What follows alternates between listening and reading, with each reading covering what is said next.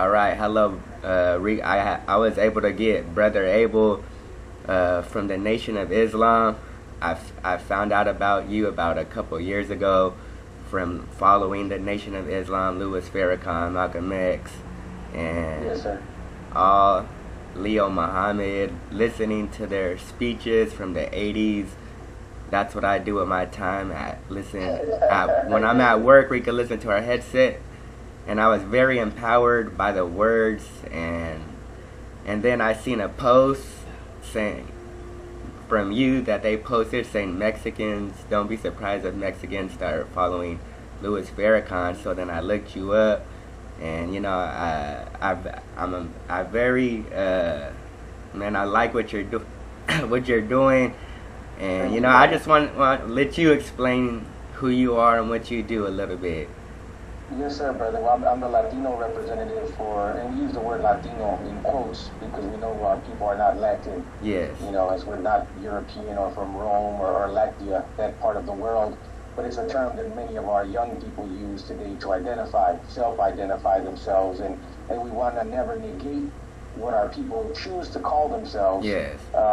As at least it's coming out from the label that the enemies have given us. Yes. And what I'm blessed to do is I serve from here in Chicago, Illinois at Mosque Mariam, which is our national headquarters for the Nation of Islam. Yes. To work in the Latino communities, the Latin American communities, Spanish-speaking communities, to try to bring these teachings like that you mentioned yourself, which we believe will empower our people to help them better their lives. That's really our objective, brother. It's not to make converts, as they say, because we already believe everyone's a Muslim anyway. Yes. So all we're trying to do is teach the knowledge of ourselves. And in particular for us from Latin America, we've had a history that has been really made into a caricature.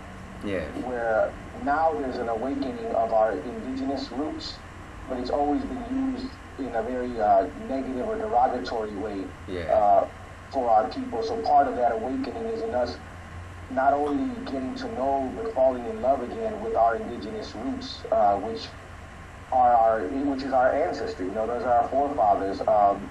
And what I'm blessed to do is go to different parts of the country, starting here in Chicago, and work in the streets, in the prisons, in the universities, wherever they'll have us to speak with our black, brown, red youth, and even for white, whoever needs a better word. Yeah. But our focus is in particular with our community that I come from directly, which is my family's from Mexico, from Querétaro.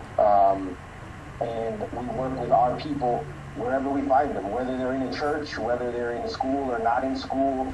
We believe we have a word that helps us wherever we are to make our lives better, and that's our objective. And I serve at the, and I'm commissioned by the Honorable Minister Louis Farrakhan to do that work. So since he's the one who taught me, I just simply try to teach our people in a way that they can understand what it is that we're doing here as the Nation of Islam in the West. Wow. And that's a lot of work. And Yes. if we could, as most of my people who I got, that 300 people they're Mexican, and whoever comes upon it are Mexican, and so obviously they're gonna be curious on how is it for you starting off when you were younger, like 20 years ago, 15, joining obviously the Nation of Islam, being Mexican. Right. What's interesting is one of the first time I ever went to the mosque here in Chicago, I was in high school. I just gotten out of high school. I was about 19. Wow. But I had been studying it since my junior year in high school, and I was very intrigued by it. And the first time I went to the mosque, it was a Wednesday night, and the brother that did the lecture, his name was Minister Abel Muhammad. I didn't know it at the time, but he's the son of the Honorable Elijah Muhammad. Okay. Yeah. And I didn't know it, but he was actually raised in Mexico. Wow. And he speaks Spanish fluently. He's a beautiful singer as well as a minister.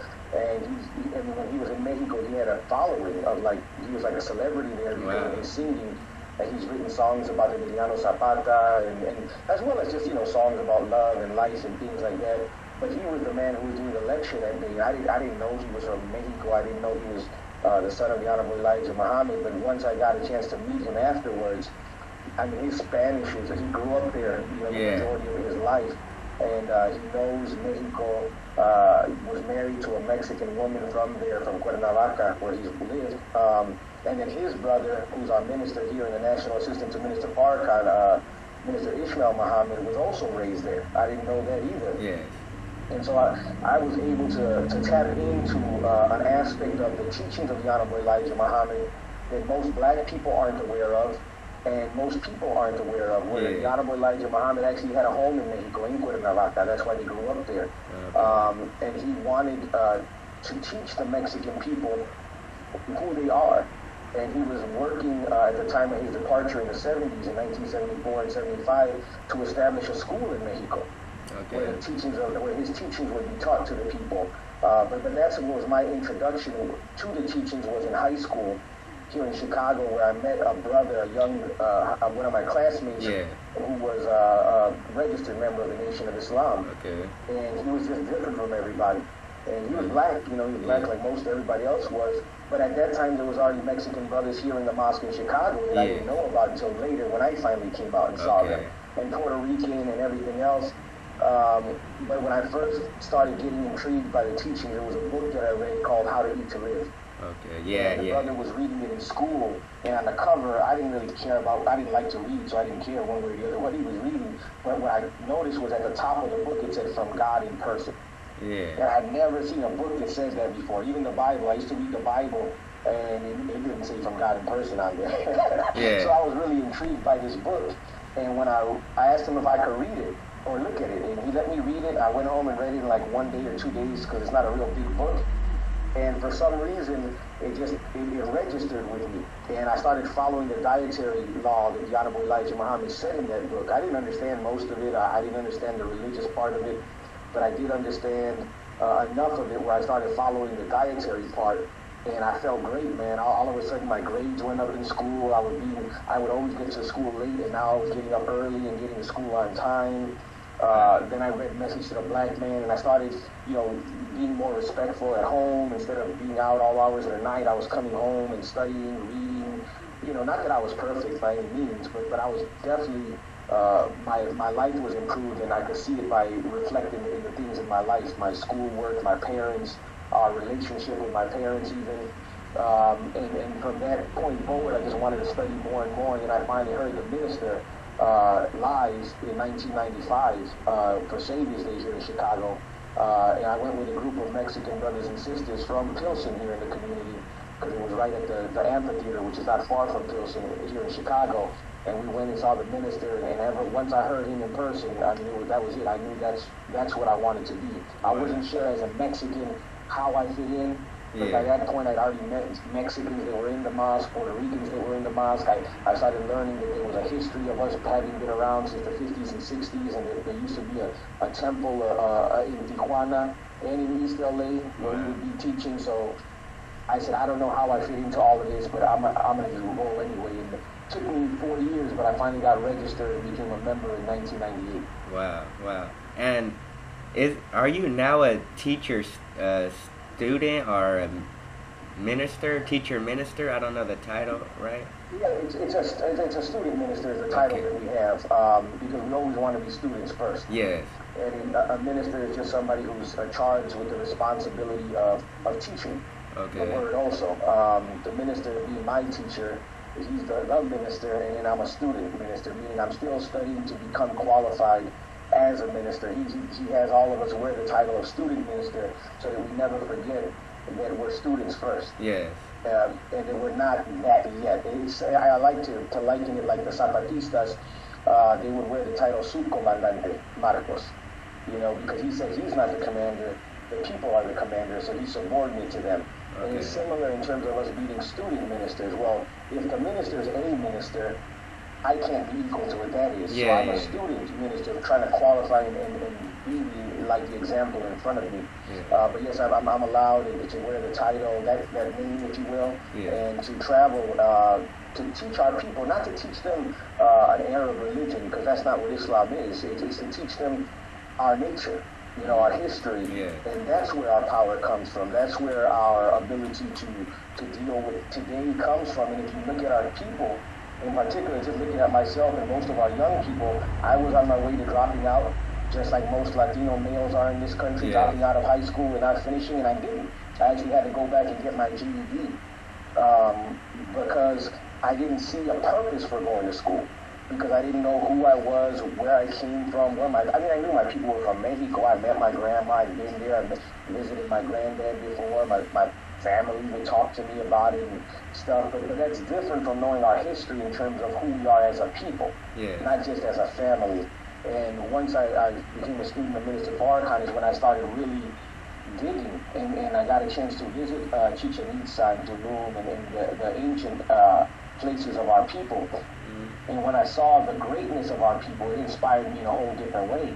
Where I was, when I went up on top of the temple in Chichen Itza and saw where the equinox has a pyramid, little pyramid serpent structure appeared on the side on the day of the equinox, to see that in person and to stand on it, it gave me a different perspective of how can I not be great when my people built this? And it made me dig into myself and into our history in a different way. And it made me realize all the things I've been miseducated about our people, that they did human sacrifices and thought that if they didn't sacrifice a person, the sun wouldn't come up. That couldn't be true, because we couldn't build things like this if we thought something so foolish like that. So there was always something more. And when I got an opportunity to speak with some of the elders there from the Maya tradition, they told me, as well as some of the indigenous brothers from here in North America, that was not the history of our people. That was white people interpreting what they thought our history was in our books, in our writings, in our codexes, and that it was really our people doing surgeries and doing heart transplants and doing these very highly civilized and scientific things, but white people couldn't believe that we would be that advanced to do something like that. So they must be cannibals, they must be, human sacrifices, when that wasn't what we were doing at all. Not to say that didn't exist at all amongst all of the people, because we did have warfare and things like this, but it was more ritualized than it was like the wars that we see today. Yeah, I know they used to, their war was not, I learned, not as brutal as Europeans, and that's one way why we lost, because they wanted to sacrifice Hernan Cortez. They had him in his arms like 5 times. And and that's something I learned too. We had women that were doctors, and as you were just saying, already ahead. And it's just, how is it for you reaching the Mexican Latino community as being Muslim? Do people easily work with you, or do some Mexicans like fight it? Is it half and half? It's half and half, but I say this, since 9/11, before 9/11, when the bombings happened at the World Trade Center, it was a novelty, I think. There was always a growing group of Latino Muslims, but it was more unknown. We didn't really know what a Muslim was. Yes. We just thought about Arabs and barely a little bit about that. After 9/11, it's more common now. People they don't ask me, well, what is a Muslim? Before, they used to ask me, what is a Muslim? Now it's just, well, they want to know more specifics, like, do you all read the Bible also? Do you know about the Quran now? Things like this. So it's a very different perspective. There are probably still 50-50. Some people who believe the media think that, there's negative about the Muslims. And then there are others that once we meet them and they engage us, we can destroy those ideas, those propaganda. So either way, it works for us. There are some people in the Christian community that don't think that they can work with us, usually black and brown, because they're being told that we don't believe in the same God, things like this, which is still, like I said, propaganda, and it's just really ignorance. But overwhelmingly, more and more, our people are, welcoming, especially, I think, because of the circumstances with President Trump attacking the so-called immigrant communities, which is brown people, and at the same time attacking Muslims. There's a natural bond that is sort of taking place now where it's pushing us into those same fights and same conversations. So me being both Muslim and Mexican, it gives me the ability to kind of bridge the gap a little bit between both people, and also address, address the propaganda on both sides. Because Muslims are being told, don't go over there with the immigrants. because, you know, Trump's already labeled them, you know, all the Mexicans are rapists and this and that, and they're drink and they're, you know, they're bad hombres, that kind of thing. And then you have on the Mexican side the propaganda, oh, those are Muslims, they're ISIS, they're gonna, you know, they're terrorists. And it's interesting because it's the same thing that was done back 400 and 500 years ago, where they would go to one tribe and say, oh, you don't want to, you know, you don't want to support them over there, they're this, they're that. And then the enemy would come in after causing division between both groups and then rule both groups and conquer both groups. And it's the same exact thing they're doing today, they're just more sophisticated now. You were at Standing Rock, yeah? Yes, man. It was right during what they call Thanksgiving weekend. Wow. And you were out, how was that like out there? Man, it was amazing, brother. Very powerful, very life-changing experience. So many young people from different walks of life, different tribes, different nationalities, different ethnicities, different parts of the world even, converging there just because they wanted to be on the right side of history, to say that they stood. You know, even if they couldn't stay, as some of the water protectors stayed there from the beginning to the end. There are others who just wanted to come to lend their spirit and their support and their voice and supplies and whatever they could bring. But it was beautiful to see tribes that for decades or even over 100 years, some of them, had been enemies to one another. Wow. Because of some falling out in the past. Now they were there as brothers to fight against the common enemy. Wow. That was powerful to witness. It was, you know, as always, the enemy always works whenever he sees our people uniting. So you could see that there was already fractioning taking place because everyone has a different idea of how we should do the struggle. Yeah. And I always try to remind people that the purpose of unity doesn't mean we're going to all do it the same way. It means that we got the same objectives. Yeah. And I think, you know, if there's anything you can learn from sports, is that, you know, all the players have their position to play.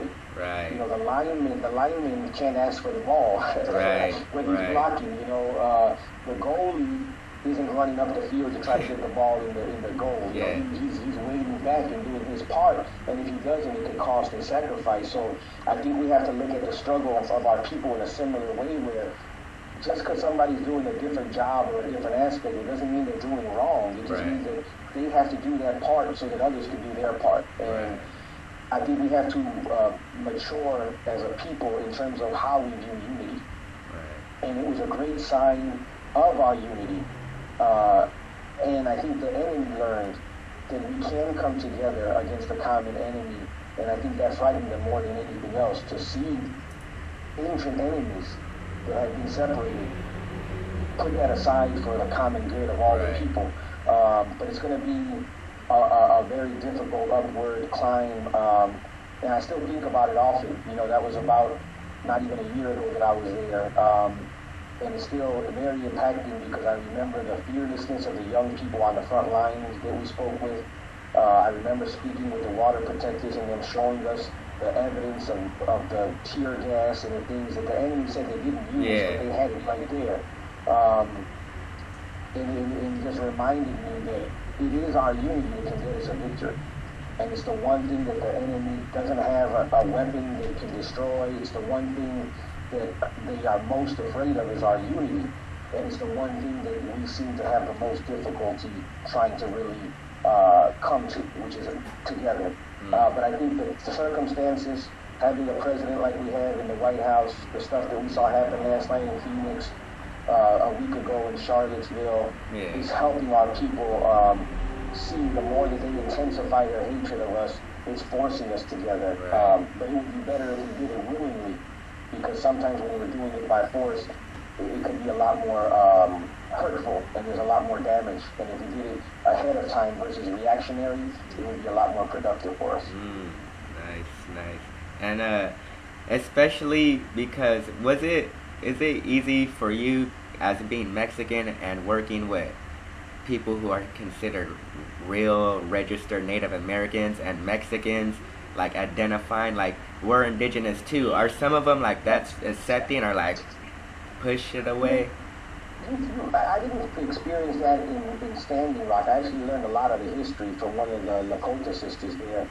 who they're called the Watchers. Right. And they said that since ancient times they've had relationships with our people in Mexico and going into Central America, that they would travel the whole coast, and that they still have here some of their trade materials that they would bring from, like, what's today Guatemala and those areas, and even Peru, she mentioned. Right. But she mentioned the importance of the people that are Maya and what today they call Mexica, and how they've always had a relationship together over those years. There's always a small group, especially when you go into the Southwest, there seems to be more of a rift because some of the indigenous people feel that the Mexicans took their land, and then that land was taken from the Mexicans by the colonizers, and so it's a very weird combination. And even if you look within a tribe like the Apache, and see how one part of the tribe was separated to the north of the border and another one to the south, and there's weird dynamics there because of the enemy. You always see the enemy's hand in the divisions that exist between our people. That's why I think it's better if we kind of eliminate, not that there's not a value in our tribal names, but those tribes, what we know of the tribes today, in too many instances is secondhand knowledge, because a lot of our history has been cut off from us. Some of our tribes do have some authentic oral histories that carry on to a long time ago. Others have been repieced together based on our understanding of those things. And I think it's difficult to then become so dogmatic where you're like, all right, this thing that we just put back together to the best of our understanding, now we're going to make it a point of division from somebody else. And I think ultimately we have to understand that even the divisions that existed and that the enemy has capitalized on, even if there were sincere things that we hurt each other with, where one tribe did do something to another tribe, today all of us have been hurt. And I don't know that it's worth hanging on to that ancient hurt when there's an enemy who doesn't care what our ancient hurt was. They don't care what we call ourselves today. They want us gone or under their control, one way or the other. And I think we have to, that's what I mentioned earlier, mature in that sense where, when you're, it doesn't mean you lose yourself. You should have your pride in who you are, especially if you have some connection, know some of your language. We have to hold on to that because the enemy wishes to erase it.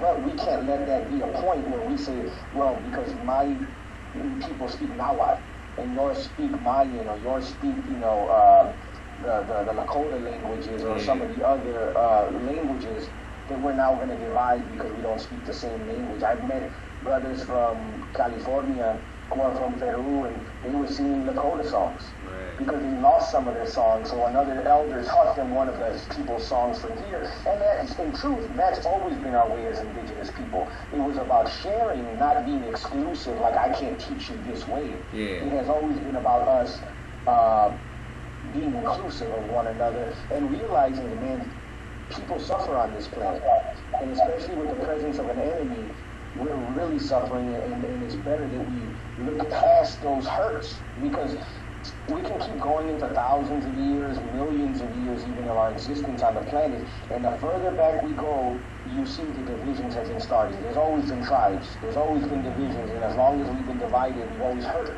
or offended one another. And that's why we separated into further tribes. So it's not bad or good, it's bad if we allow it to be another means by which the enemy can divide us, and then we divide ourselves. Where we would side with our enemy versus our other brother who's been hurt by that same enemy. I think that's where we need to mature today into that kind of growth. I've experienced only a little bit of that in this kind of backlash against Mexicans, because in truth, Mexican as a nationality, not every Mexican is indigenous. You got people from Germany who are Mexicans. They got Mexicans who were born in Mexico. They're Mexican nationals, so they can claim to be Mexican. You have Europeans born there, so I can see and understand some of that confusion, and that's what the enemy does too.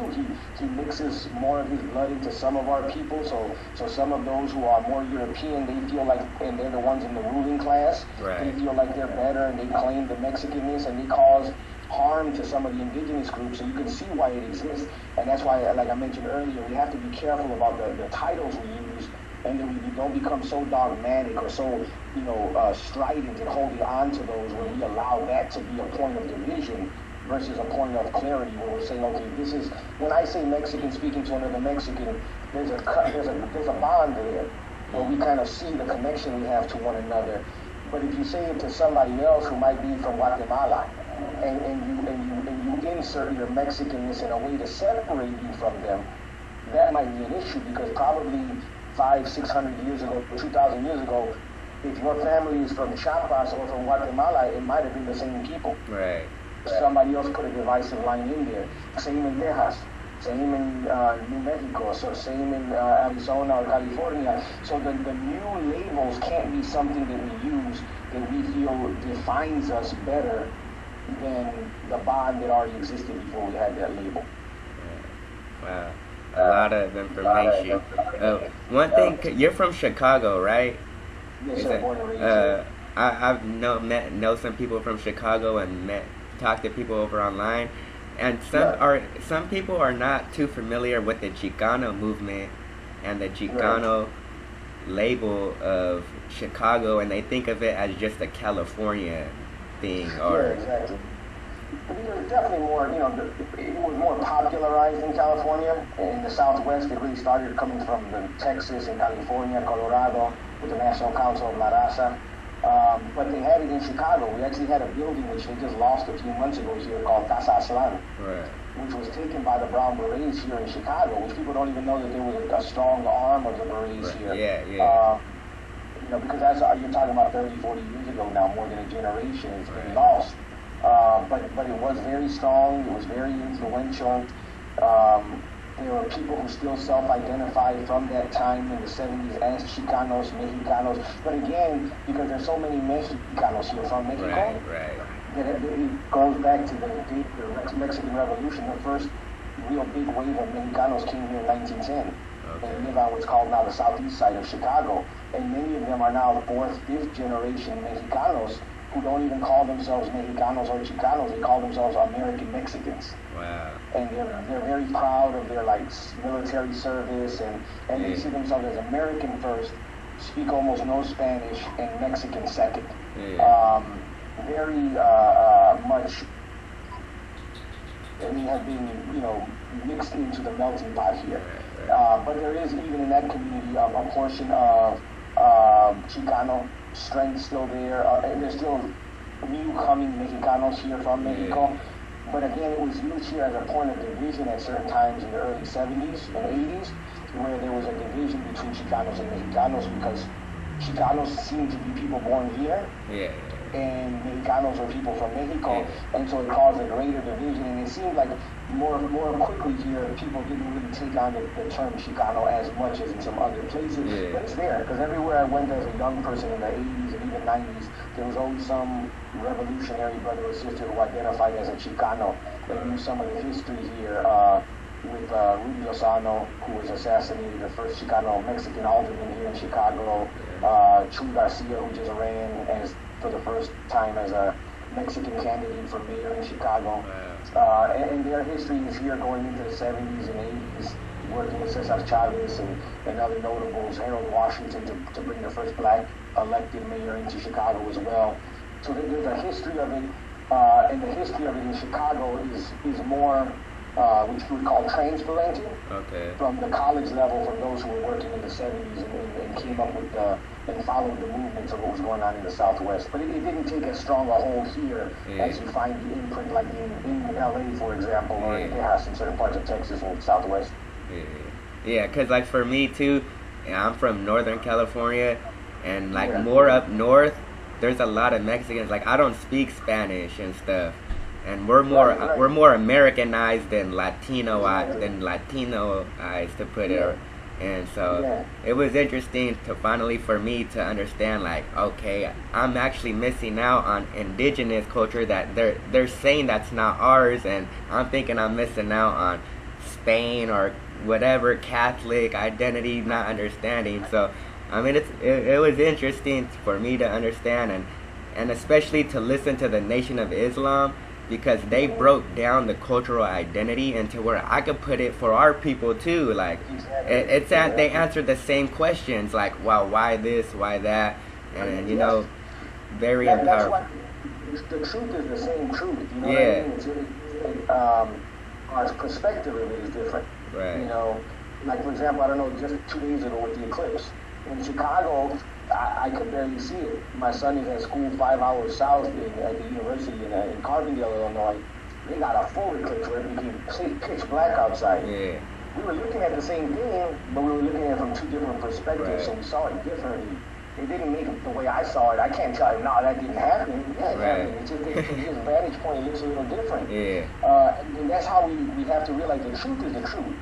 You can have the way you view it, I can have the way I view it, but the truth doesn't change because of the way we view it. Right. The way we explain it to people. And the first time I met the minister, Minister Farrakhan told me to put the teachings in a way that our people could understand it. Right. Because there's a difference. Our upbringing is different. And then there's even differences amongst Mexican people. Like I grew up here versus somebody who grew up in Mexico. Right. And then depending on what part of Mexico you grew up in, if you grew up in the DF, in the capital, right. That's going to be different than the brothers and sisters who grew up in Chiapas or right. Way out in the fields someplace. So even that has we have a cultural language. You know what I mean? That also we have to learn to speak. But the beauty of what I got from the teachings was, at first I rejected everything where I didn't want to speak Spanish because that's not my language. Right. And then I realized, though, the majority of our people speak Spanish. Right. So just to communicate with them, I started learning more of the language. Even though I grew up speaking it, but I wanted to become more proficient in it because the majority, not just of my people, but the majority of people in the Western Hemisphere speak Spanish. Right. So then we can't even talk to the majority of people without their language. Now we also, because we're here in an English-speaking nation, we also have to become proficient in English because they've tricked our people through English, through the language. Right. So it starts with English, but it also goes into Spanish. So the more we know, the more we educate ourselves on the languages which all come from us and understand that they're tools for us to use. Right. It gives us, like I said, it gives us a purpose to do it. I never wanted to learn it just so I could feel like, it didn't make me feel more or less Mexican or whatever. Right. But I saw it as a useful instrument where it's like, I know the majority of my people don't even speak English. So I have this truth in English. How do I get it to them when they don't speak English? So that's always been my point of emphasis. Right. And not even just Spanish, but culturally we have a different understanding of the English language. As Mexicanos and Chicanos, we speak English different than black people do, than white people do from the burbs or from the south. Right. So, and like I said earlier, our perspective is different. So what's the point of us talking about, I'm not saying it's not important, slavery, for example. Right. If we don't really have a connection, let's connect with ourselves first, then we can get a better understanding of other people's suffering and their condition. But it starts with self first. That's what I loved about the teachings of the Honorable Elijah Muhammad. It doesn't have you go study somebody else. Right. The key to it is the knowledge of God and the knowledge of yourself. And we're talking those two things are actually twin knowledge. They're actually, the more you learn about God, the more you're learning about yourself. The more you learn about yourself, the better you understand God. So we're in that kind of vantage point where we're asked to research, to look up everything, and in particular history. We're talking history is the subject best qualified to reward our research. And so when we go, and of course that's why the enemy destroyed our history. They know that the more we know, the greater, or the more difficult it would be for them to conquer us. So they erased it. They burned our books, they killed our elders who knew the history, but they can't destroy the truth. So eventually it still comes up. Though they can't destroy those pyramids, they're still sitting there. We just have to go there and get back in tune with the nature of ourselves and our people, and we understand how and what our ancestors were doing when they built those. Right. Yeah. One thing too. I was listening to Louis Farrakhan, and I happened to remember something when someone was asking me about the language thing, and he was talking to some king. I don't know, or president of Nigeria, somewhere in Africa, and he told him, how can you relate to your people if you don't speak their language? And he was like, well, I am speaking to my people of where I'm at. And it was powerful to me because as some people were saying that, as in how don't I speak Spanish, but I'm like, I'm speaking to the Mexicans who are like me, who just speak English and think we're missing something, but we're really, it's more as, like you said, we need to use it as a tool, not as we think we're missing out, I'm less of this. And that was very it captured me when I heard those words when I was just working, and I was like, wow, like, because many people will say that about, like they believe because the Quran is in Arabic, And we are, Arabic's our language too. That's the original language. So all of the language come from us and belong to us. Right. But it doesn't make you more or less anything to know or not know the language. Our ancestors didn't speak Spanish. Right. You know what I'm saying? So that's always something. I always think about Reyes Tijerina, may Allah be pleased with him before he passed. We used to call him a poncho because he didn't speak Spanish well. Right. And he said, well, you're more poncho than me, he would tell them, because he may not speak Spanish well, but they were living just like white people. So you act like them, you dress like them, you want to be them. Your life is more poncho than mine. I just can't speak the language, but I know who I am and who my people are. Right. And there's something about that, man, that our people have. That's why it's important that we master the language, because our people have been tricked in the language. Right. And most Mexicans think that's their language. Yeah. Like that's why they freak out when you meet a Mexican that doesn't speak it, because they're like, oh, how do you not know it? Right. Well, that's not your language either. That's not who your ancestors are. Well, like when I have the name Muhammad now, well, how are you Mexican Muhammad? Yeah. Well, our ancestors weren't Rodriguez or Perez or Sanchez or any of those things either. But we've gotten so just deceived, where that has become who we are, and it's not who we are at all. And what we have to do is get our people the truth, and that's why I say that's why it's a tool. Because we also have to learn the indigenous language, because we don't even know there's thousands, if not millions, of our people who don't speak Spanish either in Mexico, in Central America. They still speak their indigenous language. And we still have to be able to communicate with them. So it's still always, and that's why we always have to take on the mantle of students more than anything else. All of our life we should be students trying to learn something so that we can better communicate it, better understand it, and better show it to people, the example of it. Wow. One last thing I just want to say is did you spoke at the Million Man March?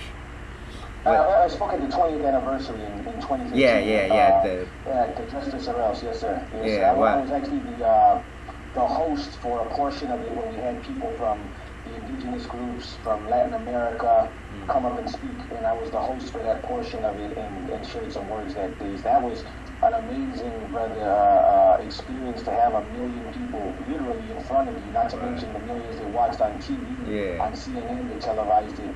To have been at the original Million Man March in 1995, I went with a group of brothers from a halfway house on a bus from Chicago, and to be there just going through the crowd in 1995, and then 20 years later, to be on the podium speaking, and having brought and organized people from all across the country to come from Latino and indigenous backgrounds, it was amazing. It was very surreal. Just even right now thinking about it is giving me chills. That it allows me to understand, that God has a purpose for each of us. And I always thought when I got into these teachings, there's a part in the message to the black man where the Honorable Elijah Muhammad writes that we would soon make an attempt at uniting all of the originals of the Western Hemisphere.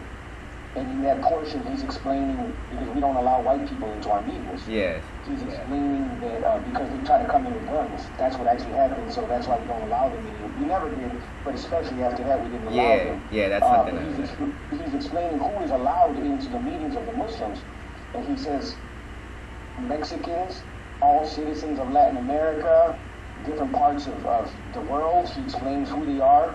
They're allowed in the meetings, which lets us know then that his teaching is for us. And he sees us as a family.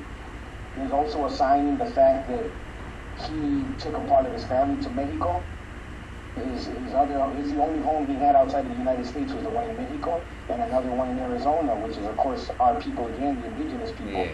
But I always thought that maybe I had a part to play in that, bringing the whole of the original people back together, and whatever part that was, I wanted to play my part, because it always struck me that part of it in the teachings, because I know it's just a matter of our people not seeing ourselves correctly first, and when you don't see yourself correctly, you can't see anybody else correctly either. So it starts with our knowledge of ourselves, then we can see who our brothers are, who our sisters are, and who our enemies are. And until we have that knowledge, nothing else that we learn, nothing else that we try to do is going to be as successful as it should be, because it's always going to be undermined by our ignorance in terms of not knowing who we really are. And, being there at the podium that day, it was just a reminder that, man, God can take somebody who was nothing and have you be something if you submit and strive and work, because it doesn't just happen. You still have to do work. You still have to, do things. That year I traveled I don't even remember how many times, brother. I would travel. I was working my job during the week, and then they'd fly me to different cities, Thursday, Friday, Saturday, or Sunday, for 3 or 4 days to speak, to meet, and to talk to the community about supporting the march. So real work had to be done still. But it was the best time of my life because I got to see Dallas, Fort Worth, Houston, California, man, I don't even remember, New Jersey, I don't even remember all the places I went to, where it was, and meeting with Mexicanos and Latinos in different parts, and to see them respond to the word, but also to see that no matter where you go, our people are in the same condition. Right. And then to see the truth have the effect on them that they say, yeah, you're right, we got to do something. That was the most tiring, but also the most inspiring time that I've had because I was working what I think is my purpose in life, which is to teach our people who they are so that they can be themselves. And that day, 10/10/15, the Justice or Else 20th anniversary of that march was just to me a blessing to be able to stand up and have met since then young Chicanos and Mexicanos and Latinos who say, man, I saw you speak that day, and it was just, I was so proud to see another Latino, another Mexicano, another Chicano up there representing us. And that hopefully is the impact that I wanted when I was in high school, to see somebody represent strong and represent us, and that hopefully I can be that for somebody else is what keeps me moving and motivated going forward. Right. Man, a lot of information, and man, I'm very honored to have you on here. Man. The honor's mine, brother, man. Hopefully we can do it again in the future here. I'm actually, and just to let you all know, this weekend we'll be in Atlanta. Okay. It's going to be a family conference, and I'll be speaking there on Friday and Saturday, and then Minister Farrakhan speaks on Sunday, and I'm scheduled to speak there as well. So tune in. I'm not sure if it's where they're going to broadcast it on, but keep, on social media, I'm sure we'll advertise this Sunday. Minister Farrakhan speaks again, and he spoke this last Sunday at Mosque here in Chicago. Okay, wow. Yeah, I would just recommend look up Abel Muhammad. You got a YouTube channel. You got like 2 Facebooks, I believe, a couple. All the social medias. Look up Abel Muhammad. And if you never heard of the Nation of Islam, for maybe you're younger or not focused on anything else, look into the Nation of Islam. Louis Farrakhan, Elijah Muhammad, Leo Muhammad in London, great powerful brother right there, speeches. He said if words could bring your kingdom down, then you don't deserve to be a kingdom. If mere words could bring you down, and very powerful. And Abel Muhammad, would you like to say one last thing to the young Chicanos, Latinos that come across this? Yeah, definitely, brothers. I would just say, study your history. That's what Minister Farrakhan told me to do. Always carry a dictionary, something to write with, like a pen or pencil, and a notebook, because he said you always want to know words when people are saying things to you. And because the enemy has used words to trick us, we have to become masters of the words. So all the languages come from us anyway, so it's not something that we should be afraid or shy away from. Mathematics is natural to us. Science is natural to us. These shouldn't be things that make us feel like we have to give up in school. Right. I know what makes us give up is that we don't see ourselves, and we know when we can feel that there's something missing from education. You can get that. Look up the lectures of Minister Farrakhan on YouTube. They're all there. Go to NOI.org and just listen. And if you don't see yourself as black or brown or indigenous, don't worry about that. Just listen to the truth and hold on to the part that you do connect with, and let it impact your life, and do and be the better person that you want to be, that you've always dreamed of. The person that at night, man, that when you go to sleep, you wish up, when you woke up and you could be this other person, this better person. You can be that, but you have to do something. This world is set up to keep you dead mentally and spiritually a slave.